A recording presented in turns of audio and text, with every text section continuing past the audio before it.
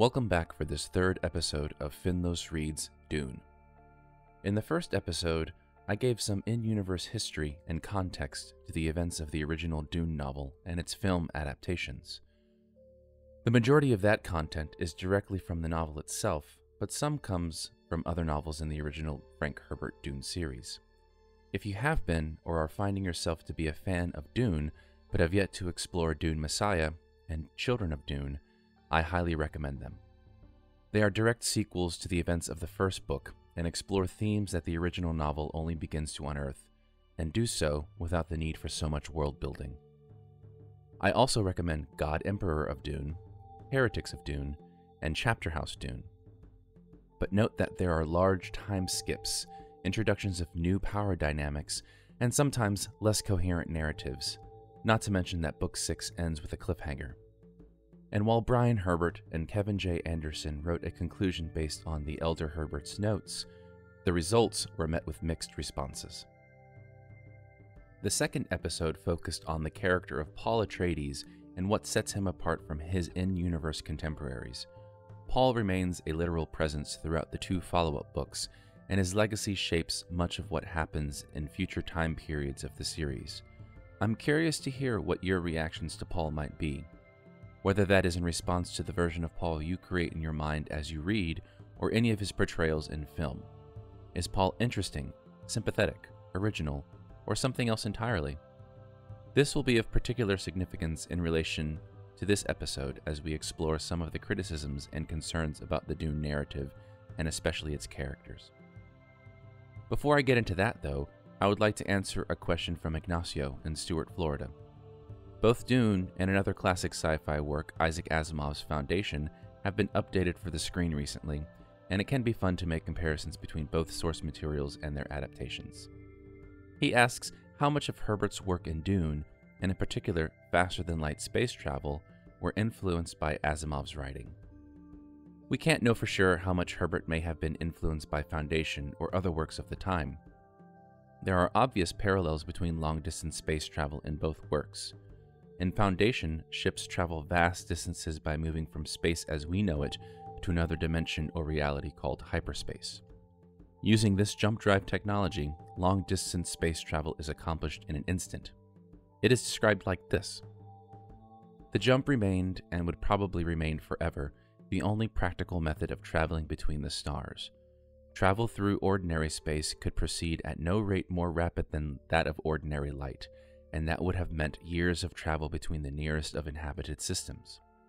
Through hyperspace, that unimaginable region that was neither space nor time, matter nor energy, something nor nothing, one could traverse the length of the galaxy in the intervals between two neighboring instants of time. In Dune, Herbert does not spend much time discussing the workings of faster-than-light travel, other than the bare necessities of the narrative and the requisite sources of tension between factions. But it is explained that Spacing Guild navigators consume massive quantities of melange to induce their prescient trances and see the safe paths as they fold space, bridging the gap between start and end points instantaneously. Herbert added this description in Children of Dune, the third book in the series. Melange precipitated the navigation trance by which a translight pathway could be seen before it was traveled. The ideas of fold space and hyperspace are similar in that they are fictional constructs that bypass the laws of physics as we know them presently. What sets them apart, and therefore make them each interesting in their own way, is how that construct is employed. The jump drive technology occupies a different space within the narrative of Foundation than does the Spacing Guild and their navigators. So again, it is impossible to say how much influence Asimov had on Herbert in this regard. It is notable, though, that a third science fiction work that came later than these used both the language of hyperspace and the concept of a navigator in the form of a navi-computer, which makes calculations to safely plot courses across long distances. I am, of course, speaking of George Lucas's Star Wars. Others have noted the many similarities between Dune and A New Hope, so I will leave that discussion here. Back to Dune and Foundation, though, and another aspect in common in these works is the exploration of the evolution of empires. Both authors noted their having read and been inspired by Edward Gibbon's the history of the decline and fall of the Roman Empire. A central aspect of both Dune and Foundation is how vast empires become stagnant, wither, and eventually fall. Each centers on a philosophical solution to this problem. Asimov looked to statistics for accurate prediction for the future. Herbert looked to genetics and prescience. While this comparison does not relate directly to the topic of this episode, it is interesting to discuss questions of the zeitgeist when these two pillars of science fiction were released. Foundation was published as a novel in 1951 and Dune in 1965, both works of the Cold War at the height of American imperialism, when the ideas of what it meant to be a world power were changing, when global considerations of right and wrong were at stake, when mutually assured destruction was imminent. In this context, Dune could be viewed as holding all of these tensions in its narrative, but it also reveals a very limited, Eurocentric, colonialist view of governing populations, and also a very male-centered one. These two qualities, I believe, are limiters of the depth of the narrative presented by Herbert. All of the positive qualities of any group within the story of Dune are couched in traditional themes of honor and masculinity of a very Western aesthetic, and I use the term Western with an understanding of its own problems. Even when examining the Fremen as the necessary missing ingredient of Paul's ascendancy, they are viewed as the noble savage, and only with the honing of Paul's Atreides, read white, aristocratic skill set do they fill that role. He tames the Fremen, and they are themselves only vulnerable to his sovereignty because of the generations-old seeding of myths by the Bene Gesserit. The Fremen were primed by generations of cultural manipulation in the particularly harsh and spiritually ripe environment of Arrakis, and its mythical worms and valuable spice. The Bene Gesserit, as powerful as they are, fall to classic tropes of feminine secrecy and manipulation, of working behind the scenes to alter the thinking of the ruling men in society. The two main women in this story, Jessica and Chani, nearly break free of these problematic portrayals. Chani is largely Paul's MacGuffin in the first half of this story, his visionary prize for surviving, and in the second, she largely serves as his conduit for accessing the valuable esoteric Fremen knowledge of the spice, of the worms, of the secrets that Dune hides. Jessica, on the other hand, is at least a woman with agency. Her choices, especially that to birth a male, is the cause of the story to begin with. It is unfortunate, though, that her agency only serves the two men central to her life, Leto and Paul. Even when she fully embraces and accepts the full Bene Gesserit myth laid upon her, it is for survival and to serve Paul's growth.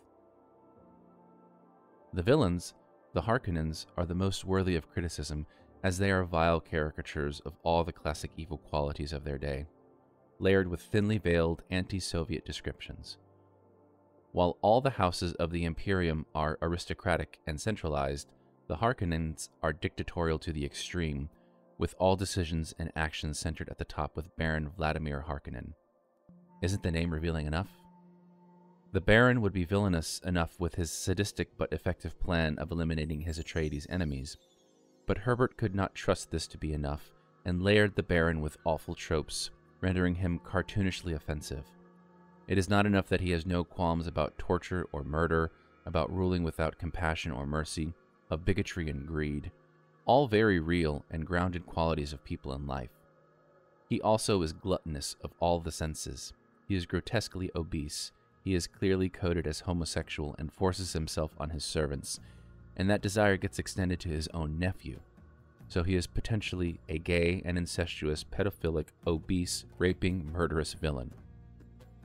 It's not that villains can't be gay, but when your only queer character is coded rather than outrightly stated as being such, and then has all of the outdated vile stereotypes that so many homophobes have placed on the queer community, and gay men specifically, it is very harmful.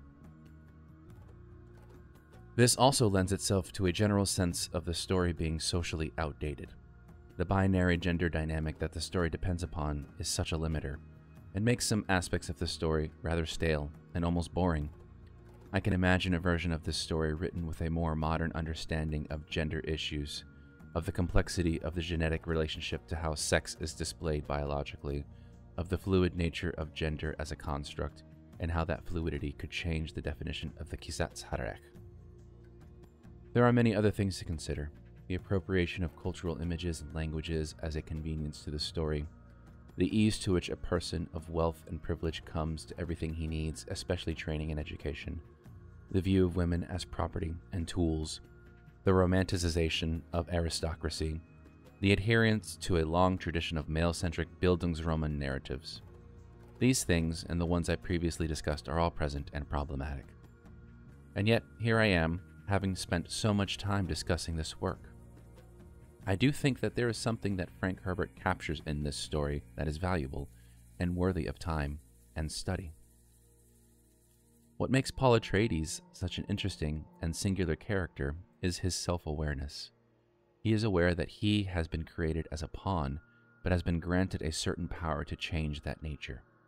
He is aware that things have been placed in the world specifically to benefit him. He is aware that he enters the desert with the mythos of a white savior, though the Fremen use the language Lisan al-Gaib, the voice from off-world. Most importantly, he is aware of the choices that both he has and that those who came before him had and made. Paul's choices occur at several places in the book, in his duel with Jameis, in his taking the water of life, in his riding of the worm, in his ascendancy as the Duke of the combined Atreides-Fremen house, and of his challenge to the Emperor. It is the warning his prescience gives him as he sees the path he is on should he not stop, the Jihad, the Atreides Empire, the billions dead, and the Golden Path. He would prefer the simpler life, the life of the Sietch and with Chani, but we are drawn and sympathetic to the sacrifice of greatness. And this is Herbert's greatest insight. Dune is a warning of the human desire for saviors, to seek those who are willing to do the work and sacrifice for the rest of us who cannot or will not. And that is the greatest danger, because as we grant more and more power to those we see as leaders, what we lose is autonomy, independence, and creativity. We fall to stagnation. Dune is a story about breaking free from stagnation, of the risk that comes with making a choice and accepting consequences. This is a lesson that is true at the micro and macro scale. With this work, Herbert asks us, to whom do you yield your choices? Whom do you blame for your consequences? Thank you for joining me on this journey through Dune. If there is interest, I might continue with the sequels to this first book, but that will be in time. As always, if you have questions, feel free to message me on social media. I look forward to our future conversations.